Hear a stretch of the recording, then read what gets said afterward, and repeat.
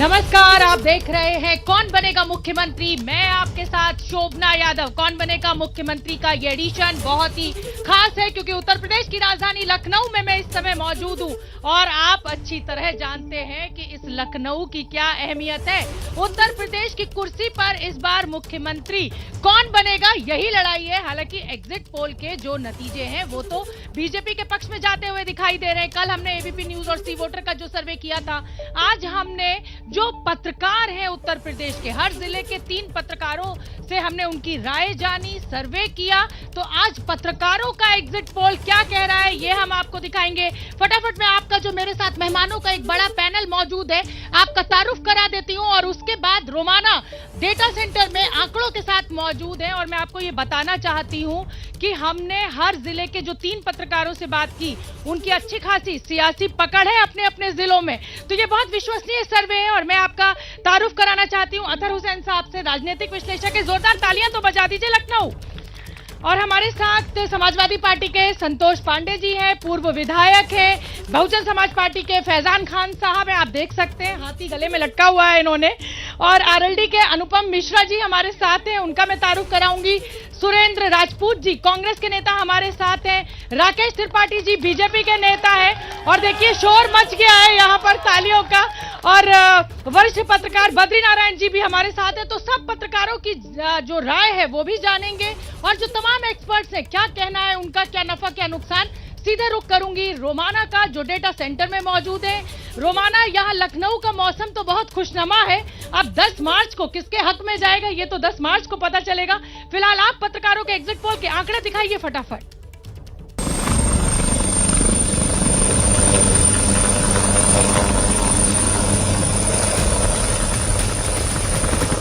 पश्चिमी उत्तर प्रदेश के पत्रकारों की क्या राय है, चुनाव में इस वक्त किस दल के खाते में कितनी सीटें जा सकती हैं, इस पर एक नजर डालिए। जनपद आगरा में 9 विधानसभाएं हैं। 9 विधानसभाओं पर भाजपा जो है लगभग 5 सीटों पर आगे दिख रही है और बाकी जो शेष 4 सीटें हैं तो 2 सीटों पर मुझे महागठबंधन मजबूत दिखाई दे रहा है और 2 सीटों पर मैं देख रहा हूं कि बीएसपी जो है वो अपनी बढ़त कायम किए हुए है। तो लब्बो-लुआब ये है, अगर हम 10 मार्च को बात करते हैं, अगर 6 में से 5 सीटें समाजवादी पार्टी जीतती है तो कहीं कोई आश्चर्य नहीं होना चाहिए। 1 या 2 सीट इधर उधर हो सकती है। ठाकुर द्वारा में फाइट इसलिए है क्योंकि वहाँ पर सर्वेश सिंह का वजूद अभी भी काफ़ी, जो हम मंडल में दूसरे नेता देखते हैं उनसे कहीं ज़्यादा अधिक है, इसलिए इस सीट पर अभी कोई भविष्यवाणी नहीं कर रहा है। 2 पत्रकारों को आपने सुना, लेकिन कुल मिलाकर पश्चिमी उत्तर प्रदेश का पूरा हिसाब किताब हर सीट का क्या कह रहा है पत्रकारों का अनुभव, जल्दी से आपको आंकड़ा दिखाते हैं।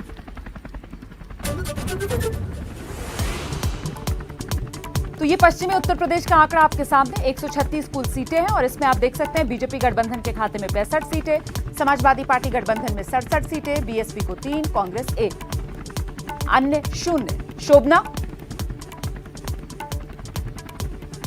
बिल्कुल, और जिस तरीके का आप आंकड़ा दिखा रही हैं रोमाना, पश्चिमी उत्तर प्रदेश में ये कहा जा रहा था कि भाई आरएलडी और समाजवादी पार्टी का जो गठबंधन है तो बीजेपी साफ हो जाएगी। चलिए फटाफट मैं एक्सपर्ट्स का रुख कर लेती हूं। सबसे पहले मैं अतहर हुसैन साहब का रुख करूंगी। अतहर हुसैन साहब, हमारा जो सर्वे है उसमें 65 सीटें बीजेपी को, 67 सीटें समाजवादी पार्टी को मिल रही हैं और ये हम जानते हैं कि उत्तर प्रदेश में सीधी टक्कर इन्हीं दोनों दलों के बीच में। पश्चिमी उत्तर प्रदेश में उस तरीके से आरएलडी और समाजवादी पार्टी का प्रदर्शन नहीं दिखाई दे रहा है जैसे कि उम्मीद की जा रही थी। हाँ, अगर हम फिलहाल इन आंकड़ों पे देखें तो यही दिख रहा है। पर इसमें मैं एक चीज कहूंगा कि जो आरएलडी और समाजवादी पार्टी का जो पश्चिम यूपी में अलायंस रहा, उस तमाम अलायंसेस जो समाजवादी पार्टी ने और जगह किए उसमें सबसे ज्यादा तालमेल वहीं था। तो मैं समझता हूँ उसका उनको फायदा हुआ है और ये अभी भाई काउंटिंग के बाद ही हम मतलब 2017 की अगर हम बात करें तो बीजेपी को 109 सीटें मिली थी इस क्षेत्र से, पश्चिमी उत्तर प्रदेश से, और इस समय 65 सीटें मिल रही हैं। समाजवादी पार्टी को जयंत चौधरी का साथ उतना फायदेमंद नहीं दिख रहा जैसा कि आप लोग दावे कर रहे थे कि पश्चिमी उत्तर प्रदेश में तो सुपड़ा साफ हो जाएगा।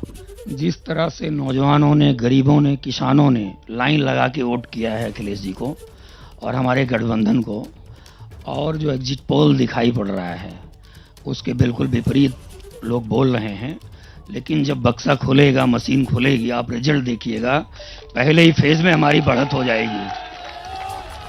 तो मतलब एग्जिट पोल पे आपको भरोसा नहीं हो रहा है और आप कह रहे हैं कि जब बक्सा खुलेगा तो ईवीएम को तो नहीं जिम्मेदार ठहरा देंगे अगर अच्छा प्रदर्शन नहीं करेंगे। मैं आपको एक चीज और बताना चाहता हूं, मैं प्रत्याशी भी था समाजवादी पार्टी से, सुल्तानपुर में लम्हुआ से मैं लड़के आया हूं चुनाव, और अभी हमारे जिले में एक ट्रक के द्वारा उसमें तमाम मशीनें लाद के मंडी में जबरदस्ती प्रशासन घुसाना चाह रहा था और हमारे कार्यकर्ताओं ने रोका। अभी आप देख लीजिए।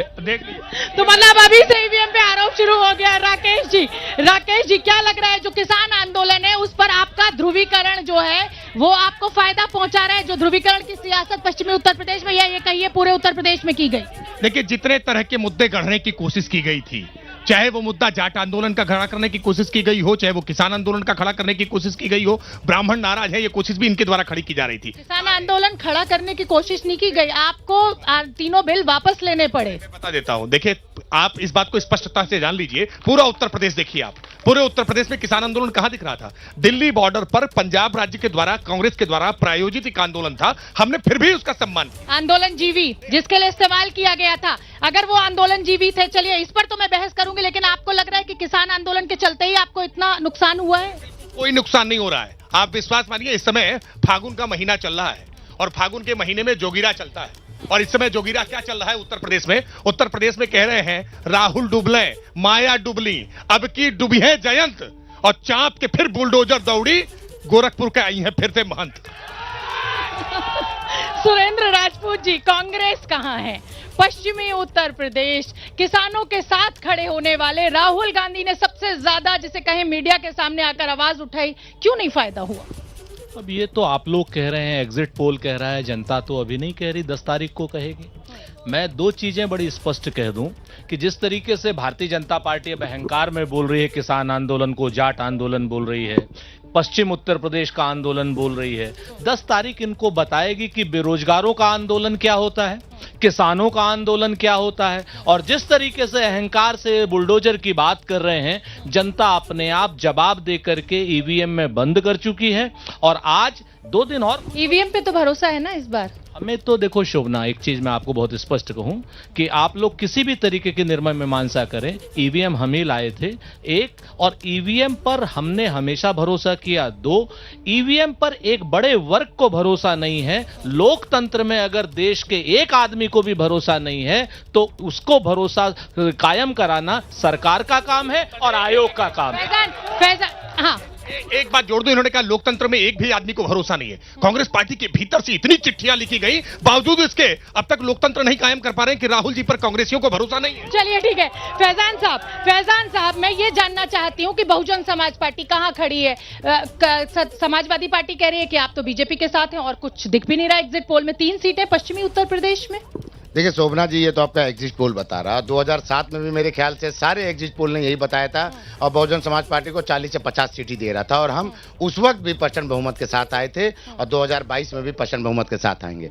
रही बात समाजवादी पार्टी की, आप बात कहें कि वो टीम भी बता रहा है जो भारतीय जनता पार्टी का पर्यवाची है, जो उन्होंने पूरी सेटिंग के साथ इस चुनाव को लड़ा है भारतीय जनता पार्टी के साथ। इनके माननीय मुलायम सिंह यादव जी पार्लियामेंट में कहते हैं, मतलब आप कह रहे हैं कि सपा और बीजेपी साथ है? बिल्कुल, इसलिए क्योंकि जब भी ये गठबंधन करते हैं उनके साथ ये धोखा करते हैं। और आज लिख लीजिए, 10 मार्च के बाद इनके जितने भी गठबंधन है ना टूट के जाएंगे। ये खिसियाहट तो नहीं है क्योंकि बाइपोलर हो गई है फाइट, समाजवादी पार्टी और बीजेपी के साथ है सीधे सीधे, और बहुजन समाज पार्टी कहीं दिख नहीं रही है। संतोष जी, सॉरी माफ कीजिए उधर संतोष जी थे। अनुपम जी, मैं ये जानना चाहती हूँ कि आरएलडी को ऐसा लग रहा था कि अब समाजवादी पार्टी का साथ लेकर कुछ चमत्कार होगा, हालांकि सीटें आपकी जरूर बढ़ी हैं लेकिन उस तरीके का फायदा नहीं जैसा आप सोच रहे थे। नहीं, बिल्कुल फायदा है। आप उसको किस सेंस में ले रही हैं मैं नहीं समझ पा रहा हूँ, लेकिन मुझे जितना दिखाई दे रहा है कि जिस तरीके से किसानों के ऊपर भारतीय जनता पार्टी के द्वारा शब्दों के आक्रामक प्रहार किए गए, जिस तरीके से उनकी भावनाओं से खेला गया, जीप के नीचे रौंदा गया, किसानों को आतंकवादी कहा गया, मवाली कहा गया, उसका परिणाम तो इनको मतलब उनकी गलती का फायदा आपको हो रहा है। आपको गलती का नहीं, उनकी नीतियों का, उनकी जो कुरीतियां रही, जो नीतियां ऐसी रही जो सरकार की, जो किसानों के अगेंस्ट रही, नौजवानों के अगेंस्ट रही, एक नौकरी नहीं दे पाए, किसानों को ठीक से फसलों का दाम नहीं दे पाए। फिर भी कोई बहुत ज्यादा आपको फायदा नहीं हुआ है। फायदा है, आप फायदा देखिए तो आपका ही अभी बता रहा, अभी मैं पश्चिमी उत्तर प्रदेश की आपने बात की जिसमें से 67 सीटें हमारे गठबंधन को आप कह रही, मैं तो वैसे भी कह रहा हूं हम लोग कोई नहीं है बताने। आप लोग तो जयंत चौधरी और अखिलेश यादव तो ये दावा कर रहे थे ना कि सुपड़ा साफ हो जाएगा बीजेपी का यहाँ से। आप अभी पश्चिमी उत्तर प्रदेश पे बात की, मैं पश्चिमी उत्तर प्रदेश की बात कर रही हूँ, वही तो जाट लैंड है, वही तो आपका वोट बैंक है। वही बता रहा हूँ, अगर आप वहां पर देखें तो हमारे अभी 67 सीटें आप दिखा रही हैं, जबकि जनता इसका भविष्य तय करेगी। बद्री नारायण जी, क्या लग रहा है किसानों के आंदोलन के बाद ये दावा किया जा रहा था कि भाई सुपड़ा साफ हो जाएगा, सीटें कम हुई हैं, 109 से नीचे गिरे हैं 65। देखिए, ये जो बीजेपी ने गलतियां की थी किसान आंदोलन को हैंडल करने में, मोदी ने वो बिल वापस लेकर के एक बड़ा मास्टर स्ट्रोक खेला और उससे एक निगोशिएशन शुरू हुआ वहां के लोगों से, और उसका परिणाम ये हुआ कि जो जाट वोट है, जो किसान का न्यूक्लियस था, वो बाइफर्केट 2 भागों में बट गया। और कुछ लोगों का मानना है कि उसमें ज्यादातर वोट अलायंस को गए, लेकिन कुछ लोगों का मानना है कि बीजेपी को भी ज्यादातर वोट गए। लेकिन जो दूसरी बात हुई वहां पर कि जो नॉन जाट पोलराइजेशन, जो छोटी छोटी जातियां थी, वो सब बीजेपी की तरफ गई हैं, और वो एक बहुत बड़ी चंक है वहाँ। प्रायः वहाँ की जो व्याख्या की जाती है पश्चिमी उत्तर प्रदेश की, वो जाट सेंट्रिक होती है या मुस्लिम सेंट्रिक होती है, लेकिन उनके अतिरिक्त बहुत सारी वहाँ सात के सैनी छोटी छोटी जातियाँ हैं, अर्कबंसी, बहुत सारी जो दलितों में भी छोटी जातियाँ हैं, वाल्मीकि है, प्राय जाटों की व्याख्या होती है लेकिन उनकी नहीं होती। मतलब आप कह रहे हैं कि जो जाट वोट था वो बट गया है और इसीलिए समाजवादी पार्टी और बीजेपी को लगभग एक सा फायदा हो रहा है। काउंटर पोलराइजेशन भी हुआ है बीजेपी के पक्ष में छोटी छोटी जातियों का। ठीक है। और अब मैं रोमाना का रुख करूंगी। 3 जिलों का एग्जिट पोल क्या कह रहा है, मेरठ, मुजफ्फरनगर के जो पत्रकार हैं उनका क्या कहना है कि इस बार किस तरीके से आगरा, कहां पर सियासत का दांव किसके लिए भारी और किसके लिए हल्का। रोमाना।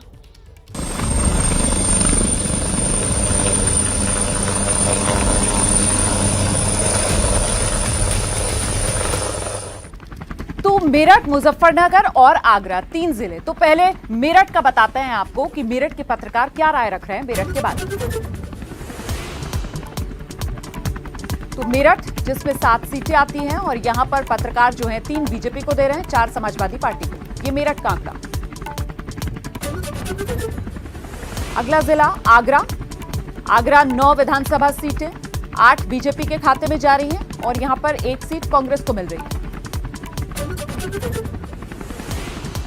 और तीसरा बड़ा जिला मुजफ्फरनगर, 6 विधानसभा सीटें, बटा हुआ है मामला, बीजेपी 3, समाजवादी पार्टी 3। शोभना।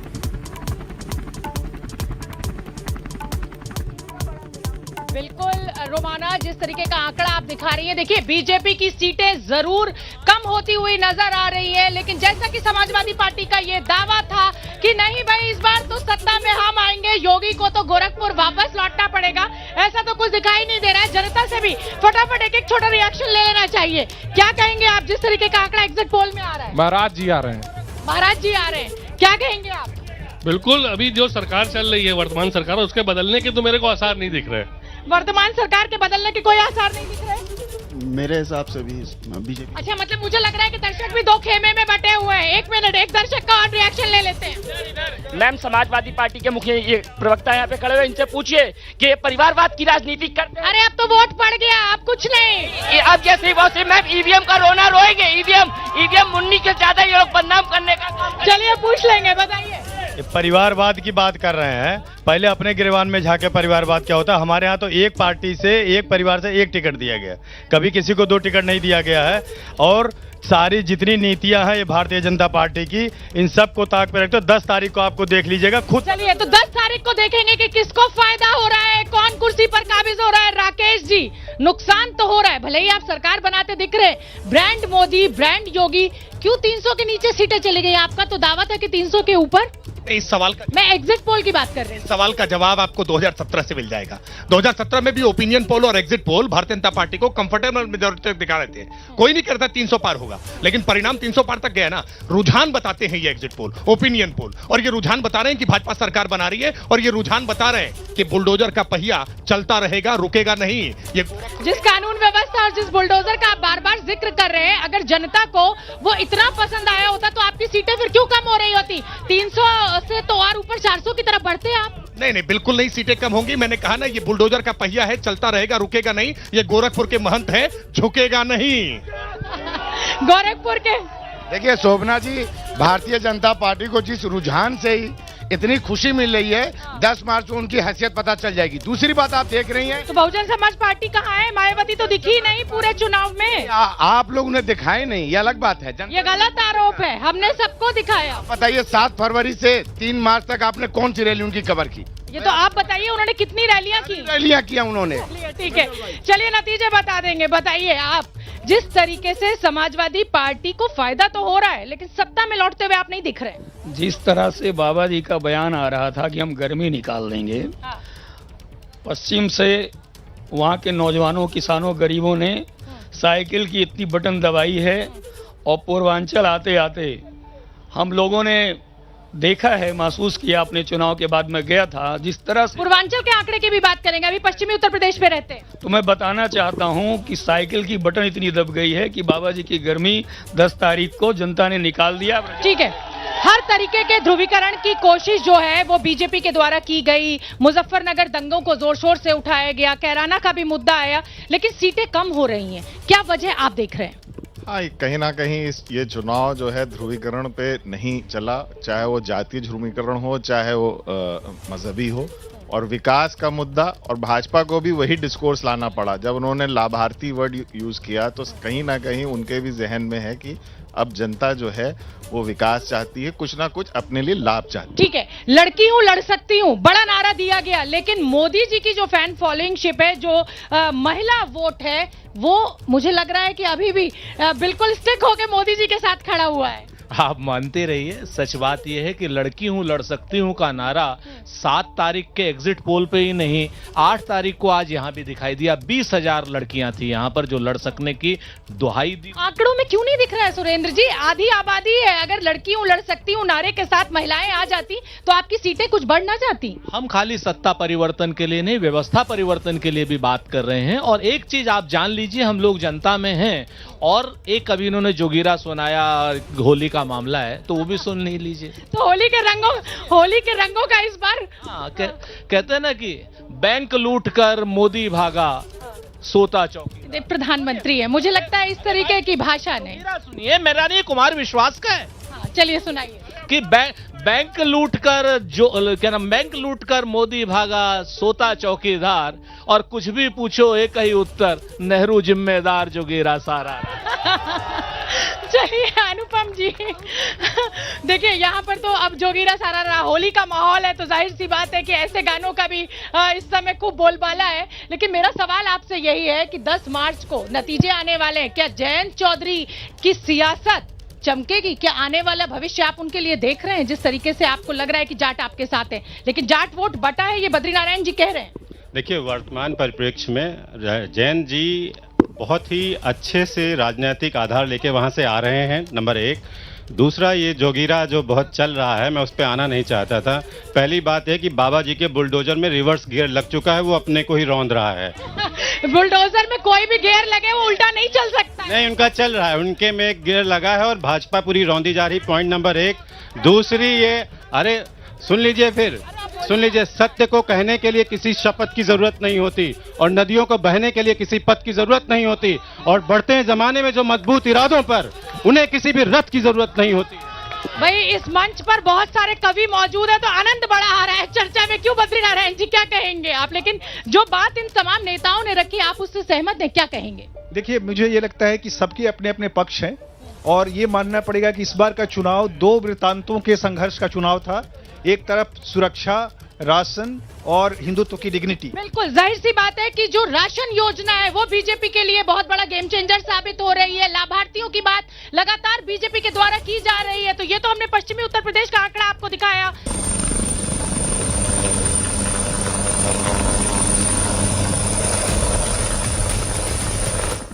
तो उत्तर प्रदेश के पत्रकारों का ये एग्जिट पोल आप देख रहे हैं और मैं आंकड़ा आपको दिखाऊं उससे पहले पत्रकार क्या कह रहे हैं ये सुनिए आप। मुझे लगता है कि जो एग्जिट पोल है वो अलग अलग लोगों के अलग अलग कमिटमेंट को रिफ्लेक्ट करता है। किसी का कमिटमेंट सरकार बनाने का है, किसी का सरकार गिराने का है, किसी का किसी पॉलिटिकल पार्टी के लिए है, किसी का किसी नेता के लिए है। इस बार टक्कर कांटी टक्कर होने की वजह से अयोध्या और रुदौली और बीकापुर जो हमारा अनुमान है कि 3 सीटें बीजेपी के पक्ष में जा सकती हैं और बाकी 2 सीटों पर इतनी कांटे की टक्कर है कि हार जीत का अंतर मुश्किल से 10-5 हज़ार के बीच में ही होगा। यहाँ से समाजवादी पार्टी तीनों प्रत्याशी जीत रहे हैं। इटावा विधानसभा 3 है, जसवंत नगर जिससे पूर्व मंत्री शिवपाल सिंह जी लड़ रहे हैं सपा से, वो सीधा जीत रहे हैं। तो लखनऊ, फैजाबाद, इटावा के पत्रकारों को आप सुन रहे थे। तो कुल मिलाकर आप समझ गए होंगे कि अब मैं आंकड़ा किस क्षेत्र का दिखाने वाली हूं आपको। उत्तर प्रदेश के अवध रीजन की अब हम बात करने जा रहे हैं। जी, अवध रीजन आंकड़ा आपके सामने आ गया है। कुल 118 सीटें हैं और देखिए बीजेपी गठबंधन के खाते में 69 सीट जा रही है। समाजवादी पार्टी गठबंधन को 45 सीट मिलने का अनुमान पत्रकार जता रहे हैं। बीएसपी के खाते में 118 अवध की सीटों में से 3 सीट जा सकती है। कांग्रेस को 1 सीट मिल सकती है अवध रीजन से। अन्य खाता नहीं खोल पा रहे हैं। शोभना,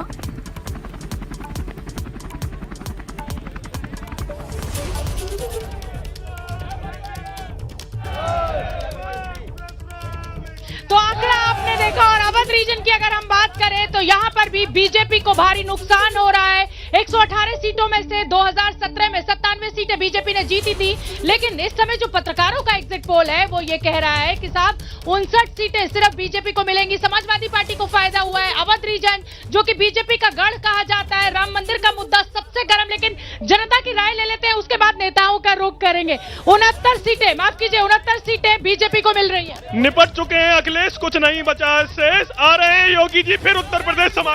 साइकिल रखिए नुमाइश में, कोशिश करिए 27 में। योगी बाबा जिंदाबाद। योगी बाबा देखिए, उत्तर प्रदेश का नौजवान बेरोजगार जो युवा था, इलाहाबाद विश्वविद्यालय से जब निकला है तो वो स्टेशन पर ही अखिलेश यादव जिंदाबाद का नारा बोलकर निकला। दिल्ली और बंगाल नारा विजय होगी। सारे एग्जिट पोल फेल होंगे। समाजवादी की विकास के मुद्दे पे काहे चर्चा नहीं करती बीजेपी भाई? हत्याएं हुई हैं, जितनी किसानों की हत्याएं हुई हैं, इसका जवाब 10 तारीख को जनता दे चुकी है। ये कौन से लोगों की हत्या रहे? एक मिनट एक और शख्स बैठे हुए हैं, बताइए क्या कह रहा है ये आंकड़ा? सहमत? ये बीजेपी जीतेगी और चिल्लाने से कोई फायदा है नहीं। मैं ये कहना चाहता हूँ कि 2014 के बाद जिस प्रदेश में भाजपा आई है, दोबारा क्यों नहीं लौट के आई वहां पे आज तक? महाराज योगी आ रहे हैं। एक मिनट भाई, जनता के रिएक्शंस लेना बहुत जरूरी है। मैं भारतीय जनता पार्टी के प्रवक्ता महोदय खड़े हैं। इन्होंने बुलडोजर की बात की। बुलडोजर इन्होंने कुछ लोगों पे चलाया, लेकिन अरे इतना सवाल नहीं, अब तो वोटिंग हो चुकी है। भ्रष्टाचारी, बलात्कारी, बलात्कारी सब हारेंगे और राष्ट्रवाद जीतेगा। चलिए अब मैं बीजेपी का, राकेश जी आपका सबसे पहले रुख करूंगी। नुकसान होता हुआ आपको दिखाई दे रहा है, यानी राम मंदिर बना देंगे। योगी है तो राम मंदिर बन रहा है, सुप्रीम कोर्ट को कोई क्रेडिट नहीं। उतना फायदा तो नहीं हो रहा। नहीं, देखिए फायदा और नुकसान आप किस पैमाने पर नाप रहे हैं? आप कह रहे हैं सरकार बन रही है, फायदा नहीं हो रहा है। 37 साल के बाद उत्तर प्रदेश में फिर कोई ऐसी सरकार, ब्रांड मोदी, ब्रांड योगी, यंत्र मंत्र तंत्र जिसको कहा जाए, हर तरीके की ताकत आपने इस्तेमाल कर ली। 100 से ज्यादा सीटों का नुकसान हो रहा है और आप कह रहे हैं कि कोई नुकसान नहीं है। आप सुन लीजिए, पहले बात तो पूरी हो जाना है कि आधी बात, एक तो इतने विपक्षी एक साथ जुटाए हैं, एक भाजपा की आवाज वो भी पूरी नहीं होने देती है। वाक्य तो पूरा हो जाने दीजिए। मैं पूरी जिम्मेदारी के साथ कह रहा हूं, 37 साल हो गए उत्तर प्रदेश में, कोई सरकार दोबारा रिपीट नहीं होती है। रिकॉर्ड तोड़ करके उत्तर प्रदेश में योगी आदित्यनाथ जी की सरकार की वापसी हो रही है और आप फिर भी कह रही है कि हम एक तरफ अकेले अखिलेश, मुलायम सिंह तो सिर्फ करहल सीट पे गए और उधर आप समझिए कि पूरा मंत्रिमंडल, सारे कैबिनेट मिनिस्टर सब उतर गए। अब आप बताइए, ये समाजवादी पार्टी की उपलब्धि है क्या कि अखिलेश जी अकेले हैं? अरे भाई क्यों नहीं पार्टी का विस्तार किए? इनके पार्टी के अध्यक्ष, इनके पार्टी के प्रदेश अध्यक्ष कौन है? यहां जनता में से कोई नाम बता दो तो इनाम मिल जाएगा। भाई बताइए संतोष जी, जवाब दीजिए। फायदा हो रहा है लेकिन उस तरीके का नहीं जिस तरीके की विकास की राजनीति का आपने बिगुल बजाया। आपने कृष्ण जी सपने में भी आने लगे लेकिन फायदा नहीं हुआ राम मंदिर के इलाके में। 5 साल योगी बाबा जी की सरकार में ना नौजवानों को नौकरियां मिली, किसानों के साथ जो बर्बर रवैया हुआ आपने देखा। हाँ, एक चीज जरूर डेवलप हुआ उत्तर प्रदेश में, योगी बाबा ने साढ़ दे दिया गांव-गांव में कि किसान की जो खेती है वो साढ़ चर ले। कभी ये कहते हैं पकौड़ा तल लो, कभी कहते हैं 15-15 लाख। अरे फायदा नहीं हो रहा है आपको, आप सरकार नहीं बना रहे। जनता ने बखूबी समझा है और ईवीएम में साइकिल की बटन दबाकर बहुत मजबूती से समाजवादी पार्टी को आगे बढ़ाया है। आप रिजल्ट देखिएगा, भारी बहुमत से समाजवादी पार्टी की सरकार। ठीक है, अवध रीजन जो कि अतहर हुसैन साहब कहा जाता है कि बीजेपी का गढ़, राम मंदिर का मुद्दा आसपास के सारे वोटर को प्रभावित करेगा। समाजवादी पार्टी की सीटें बढ़ी हैं, 12 से 45 सीटें दिख रही हैं इस एग्जिट पोल में। क्या कहेंगे आप? ये साइलेंट वोटर जो समाजवादी पार्टी के साथ चला गया, देखिए काफी बड़ी तादाद में जो समाजवादी पार्टी का जो अपना बेस वोट है। मेरे यहाँ दर्शकों से एक विनती है, आप लोगों के नारे लगाने से कुछ नहीं होगा। वोटिंग हो चुकी है, किस्मत ईवीएम में बंद हो चुकी है, चर्चा को सुने आप लोग। वो मुसलमान और यादव, उसके अतिरिक्त उनको एमबीसीज का और कई दलित वर्ग के कई और समाजों का उनको वोट मिला है, क्योंकि इस अवध क्षेत्र में मुस्लिम और यादव जो इलाके हैं उतना बड़ा तादाद नहीं है जो कहा जाता है। मतलब अगर उनको 35% वोट पाना है, जो आपके आंकड़े बता रहे हैं 33 से 35, तो उसमें बहुत बड़ा चंक उनको एमबीसीज का और दलित वोट, और जो बसपा कमजोर हुई है उसका एक बहुत बड़ा फायदा समाजवादी पार्टी को मिला। जो बसपा कमजोर हुई है अवध रीजन में, उसका फायदा सीधे सीधे दिख रहा है समाजवादी पार्टी को। आपका वोट बैंक ट्रांसफर हो रहा है? देखिए, हमारा वोट बैंक किसी पे ट्रांसफर नहीं हो रहा है, वो हमारे साथ है और हम 80-20 में नहीं 100 पे हैं। इसलिए ये भारतीय जनता पार्टी और समाजवादी पार्टी अपनी हैसियत 10 तारीख को देख लेंगे कि हमारे वोट पे जो बहुजन समाज पार्टी सरकार बना रही है क्या? आप 10 तारीख को देख लीजिएगा, आदरणीय बहन कुमारी मायावती जी मुख्यमंत्री बनने जा रही हैं। ऐसा तो नहीं बहन जी को बीजेपी से सपोर्ट मिल जाए, क्योंकि लगातार कहा जा रहा है कि आप बी टीम में। नहीं, ये लगातार जिसको कहना है वो तो उनसे भारतीय जनता पार्टी से पूछे जो महबूबा मुफ्ती से गठबंधन कर बैठे थे। अपनी बातें क्यों नहीं बताते वो? और जो किसान, बेरोजगार, नौजवान, और आपने देखा। चलिए देखिए उत्तर प्रदेश में 2 महानगर हैं, लखनऊ और कानपुर, और आप जानते हैं कानपुर में किस तरीके से रेड्स हुई, किस तरीके से भ्रष्टाचार का मुद्दा हुआ। वहां के पत्रकार क्या कह रहे हैं, सीधा रुख करूंगी रोमाना का।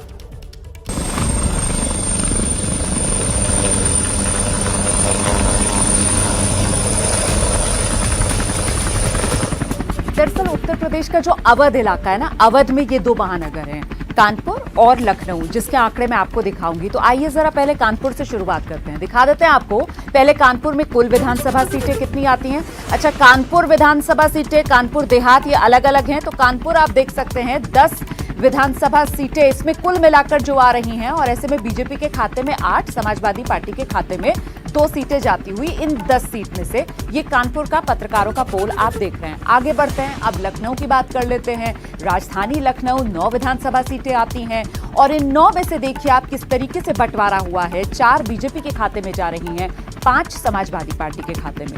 तो ये अवध के 2 महानगर कानपुर और लखनऊ, और यहाँ पर विधानसभा सीटों का बंटवारा पत्रकार किस अंदाज में कर रहे हैं, पत्रकारों का ये पोल। शोभना,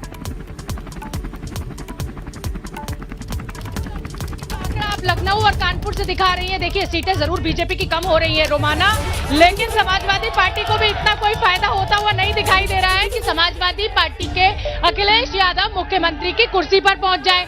बद्री नारायण जी का मैं रुख कर लेती हूँ। बद्री नारायण जी, अवध की सीटों का हम जिक्र कर रहे हैं, बीजेपी को हर जगह नुकसान हो रहा है। अगर हम बात करें तो 97 सीटों से बीजेपी 67 सीटों पर, यानी कुल मिलाकर 28 सीटों का इस एग्जिट पोल में नुकसान होता हुआ दिख रहा है। क्या वजह आप देख रहे हैं, जबकि राम मंदिर का मुद्दा इतना उठाया गया, हिंदुत्व का मुद्दा इतने जोर शोर से उठाया गया? देखिए रोमाना, देखिए शोभना, जो एंटी इनकम्बेंसी है वो तो है ही है ना, यानी लोगों में नाराजगी तो है, लेकिन नाराजगी इतनी ज्यादा नहीं है कि वो वोट में बदल जाए, इतनी ज्यादा।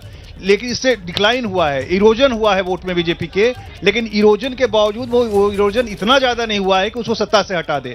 तो इसलिए हम लोग कहते हैं फटा हुआ वोट, यानी बहुत सारी जातियां जो बेस वोट नहीं है उनके वोट फटा है इस चुनाव में, लेकिन फटे का प्रतिशत उनके पक्ष में ज्यादा है। और लाभार्थी योजना, लाभार्थी ने बहुत बचाया है बीजेपी को, क्योंकि ये अक्रॉस द कास्ट है। मुझे लगता है एक तो लाभार्थी और एक महिला वोट जो आधी आबादी है, जो बहुत साइलेंट है, और मोदी की जो फैन फॉलोइंग शिप है वो भी बीजेपी को बचा रही है। शोभना, हमने क्या देखा कि इस बार बीजेपी का वोटर साइलेंट था, समाजवादी पार्टी का वोटर बहुत वोकल था, तो उसमें महिलाओं की बड़ी भूमिका है और एक साइलेंट वोट की तरह उन्होंने वोट दिया है। और ये पहली बार हुआ है कि बीजेपी का वोटर इतना साइलेंट रहा है। बद्रीनारायण जी, ये जो तमाम जो जातियों का साथ अखिलेश यादव ने लिया है, आपको लग रहा है उसका फायदा उन्हें हो रहा है? उसका फायदा हुआ है। अखिलेश यादव में जो राइज, अखिलेश ने बहुत अच्छा इलेक्शन लड़ा है और जिस तरह से उसके ग्राफ में बढ़ोतरी हुई है वो उनके कारण हुआ है, लेकिन उन्होंने भी सारी अपनी अपनी जातियों के सारे वोट नहीं समाजवादी पार्टी को ट्रांसफर कर पाए। ठीक है, सुरेंद्र राजपूत जी, मंदिर की बात हो रही है, हिंदुत्व की बात हो रही है, अखिलेश यादव अपने एक्सप्रेसवे गिना रहे हैं, उनको कृष्ण जी भी सपने में आ रहे हैं,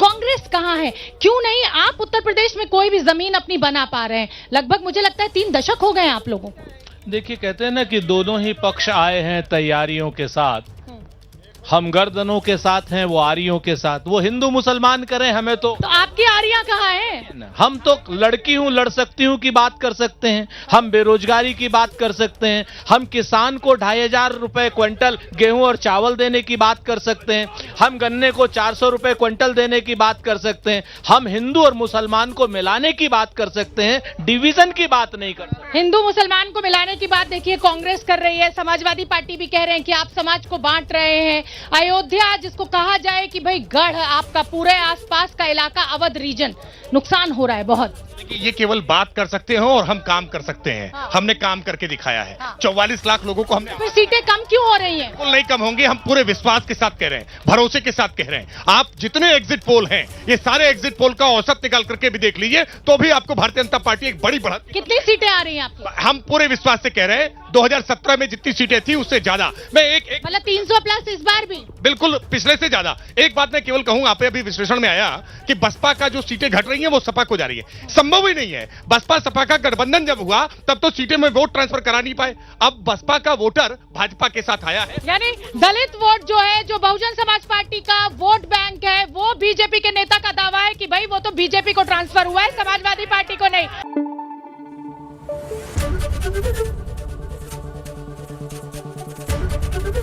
एबीपी न्यूज आपको रखे आगे।